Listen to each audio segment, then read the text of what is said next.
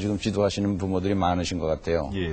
근데 저는 그렇게 언제 자기 아이에게 그런 피해가 올지 모르는 거거든요. 따라서 학교 폭력의 문제를 근본적으로 바꾸는 가장 좋은 방법은 조용한 다수의 학생이 더 이상 조용하게 있지 말고 네. 우리 학교의 명예, 내 학교는 내가 지키고 보호한다. 특히 예를 들면 3학년 학생이면 내가 3학년, 1학년 때 겪었지만 우리 아우들에게는 그런 문화를 남겨줄 수 없다 해서 조용한 다수의 학생들이 나서서 학부모님들과 선생님들과 함께 그런 폭력이 우선 생기지 않도록 하고 예. 학생들이 제일 잘 알거든요. 그런 문화를 만드는 게 전 중요하다고 생각하고 그래서 일부 학교에서 그 YP라 그래갖고 네. 학생들이 스스로 순찰 제도를 만들어서 하는 것을 청소년위원회에서 여러 가지로 지원해 주는 게 있습니다. 그리고 중3 학생과 중1, 예. 고등학교 1학년 학생과 중1이 번팅으로 번호가 같은 사람끼리 의형제를 맺어서 예. 서로 도와주고 상담해주고 하는 그런 또 아름다운 문화도 있거든요. 그걸 좀 확산시켜 갈 필요가 있지 않나 그런 생각입니다. 신달재 교수님 입장에서는 특히나 이 시심이라든가 이런 걸 늘 강의하시고 그러시기 때문에 요즘 최근에 저열 영화, 심각한 폭력 양상에 대해서 근심 걱정이 많으실 텐데 어떻습니까? 이제 아까 말씀하셨듯이 그 폭력의 나이가 어려진다는 거는 예. 요즘 그 유치원 학생만 돼도 게임을 해서 그 게임이라는 게 굉장히 잔혹한 것들이더라고요. 예. 근데 그 게임을 좀 줄이고 책을 읽게 해야 될 것 같아요. 나는 그러면 훨씬 더 좀 폭을 줄일 수 있다고 생각하고요. 네. 어느 아이가 아파트로 이제 건너오면서 집으로 들어오면서 꽃을 꺾어 왔어요. 네. 그러니까 엄마가 너 그 아파트 정원에 있는 건데 왜 꺾었니? 그러면서 누가 봤니? 이렇게 물었어요. 그러니까 아니 그러니까 그럼 됐다 가서 씻어라 그랬다는 거예요. 그러니까 일어났던 작은 문제 그러니까 꽃이라는 것이 여러 가지 여기는 암시적인 건데 그러니까 내 아이만 안 다치면 모든 거는 괜찮다라는 것은 결국은 강 건너 공기가 나쁘면 나도 금방 나빠진다는 이런 어떤 그 더불어 사는 어떤 의식을 우리가 키워야 되지 않을까 싶어요. 네. 그래서 그 어릴 때부터 그 게임도 물론 해야 되겠지만은 아까 우리 여러 가지 그 엄마 아빠가 같이 책 읽는 거 여러 번 봤는데 책이 가지고 있는 힘이라는 것은 그 나라의 힘이 될 수 있는 겁니다. 그래서 폭력을 줄인다는 것은 양성화하는 것도 중요하고 그런데 마음 자체에서 사라지게 해야 되거든요. 그 방법을 우리가 모두 모색해야 될 때가 아닐까 싶습니다. 아까 그 부소님께서 처방 가운데 여러 가지 센터라든가 소개를 많이 해주셨는데 권 교수님 보시기에 이제 그런 소위 말해서 어떤 조직화시키는 시스템을 하는 것도 중요한 작업이겠습니다만 너무 단기적인 처방 말고 이제 폭력과 관련해서 좀 장기적인 대책도 준비해야 되는 거 아닌가요? 어떤 게 있을까요? 네, 그런 이제 시스템적인 처방도 필요하고요. 네. 또 책 읽는 것도 중요하고. 예. 문제는 아이들의 그 혈기를 갖다 발산할 수 있는 통로를 열어줘야 되거든요.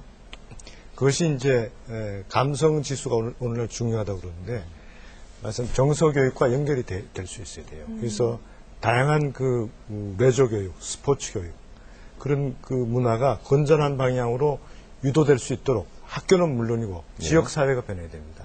그래서 지역 사회에 공동체 의식이 싹 터서 내 자식만 괜찮지 않은 그런 생각을 버리고 적어도 우리 이 지역 공동체 아이들이 건전한 여가 활동을 할 수 있도록 그런 그 지역의 어떤 그 학교가 평생학습센터로서 또 그런 체육센터로서 기능을 한다면은 점차 개선될 수 있지 않나 이렇게 봅니다. 예. 저희가 이제 간략하게 그 현실과 대책 또 여러 가지 이제 이야기들 또 부총리께서 이제 학부모님들께 부탁의 말씀까지 해주셨는데 이 시간 관계상 이제 다음 주제를 또 좀 이야기를 해야 될 것 같습니다. 이번엔 공교육 붕괴. 이 이야기는 꼭 사교육 열풍 이야기가 되겠습니다만 이 이야기 관련해서 지금부터 좀 논의를 해보도록 하죠. 예. 또 이은경 씨가 또 학부모시니까요. 예. 이 공교육에 대한 믿음 어느 정도세요? 사실 정말 안타깝거든요. 저는 100점을 주고 싶은데 그렇지 못한 게 현실인 것 같아요. 사실 미리 공부하지 않으면 교과 과정을 따라가지 못하는 게 현실이다 보니까 어머님들께서 굉장히 거기에 대한 불만을 많이 토로하시거든요. 그 점에 있어서는 저희 학교 다닐 때와 굉장히 차이가 많은 것 같아요. 그래서 믿음을 좀 가지게 해주셨으면 하는 바람이 생기네요. 맞습니다. 예. 학교에서 공부하면 정말 좋은 성과를 낼 수 있다. 이렇게 믿을 수 있어야 되는데 좀 아니잖아요. 지금 현실은요. 그렇죠. 예. 성공하는 학교들도 요즘 있더라고요. 네. 공교육만으로도 성공하는 막 그런 걸 좀 많이 확산시키면. 예. 네, 네. 옳은 말씀이에요. 사실 특히 이제 우리 김진표 교육부총리께서 취임한 이후로 수준별 학습을 갖다가 강화하겠다는 방향으로 나가는데 네. 수준별 학습을 하게 되면은 과목별로 네. 아이들이 학교에서 시간을 알차게 보낼 수가 있어요. 그래서 아이들이 학교에서 알차게 시간을 보낸다는 것은 행복한 학교가 될 수 있는 가능성을 보여주는 거거든요. 그렇기 때문에 이런 MBC가, EBS가 같이 중요한 역할을 하는 것 같아요. 좋은 사례를 갖다가 전파하는 것.